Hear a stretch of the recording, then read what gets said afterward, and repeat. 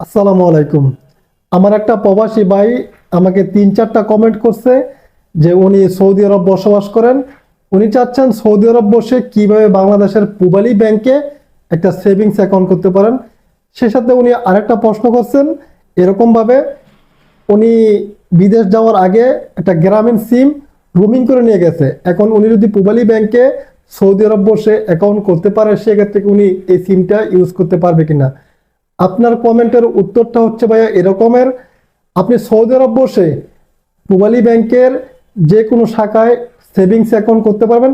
সেক্ষেত্রে আপনাকে তাদের একটা অ্যাপস আছে পিআই ব্যাংকিং নামে, সেই অ্যাপসটা ইউজ করার মাধ্যমে আপনি সেভিংস অ্যাকাউন্ট করতে পারবেন। আপনার ইচ্ছা মতো আপনি যে কোনো শাখায় খুলতে পারবেন। সেক্ষেত্রে আপনাকে যে রোমিং করা যে গ্রামীণ সিমটা আছে সেই সিমটা আপনি ইউজ করতে পারবেন না। আপনি যে বলছেন এসএমএস কিভাবে আসবে, সেটার জন্য আপনাকে একটা ইমেল সিলেক্ট করতে হবে। যেই ইমেলের মাধ্যমে আপনি টাকা পয়সা লেনদেন করলে তারা অটোমেটিকলি ইমেল চলে যাবে আপনার কাছে। এখন দয়া করে আপনি আর বলবেন না ভাই কিভাবে অ্যাকাউন্ট আপনি অ্যাপস ইউজ করে করতে পারবেন। আপনি আপনার চারপাশে যদি কোনো প্রবাসী ভাই থাকে যে এই সমস্ত কিছু বিষয় বুঝে, তার মাধ্যমে আপনি দয়া করে প্লে স্টোর কিংবা অ্যাপেল স্টোর থেকে পিআই ব্যাংকিং নামে তাদের যে অ্যাকাউন্টটা মানে যেই অ্যাপসটা আছে ওইটা আপনি ইউজ করেন।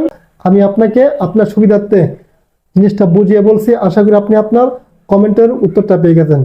সে সাথে আরেকটা ভাই কমেন্ট করছিলেন এরকম ভাবে, এটিএম বুথে কিভাবে টাকা জমা দেওয়া যায়।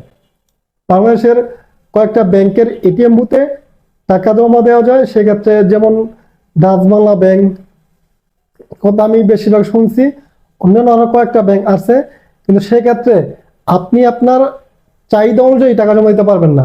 আপনাকে মিসিং টাকা গ্রহণ করে সেই রকম টাকা আপনি জমা দিতে পারবেন।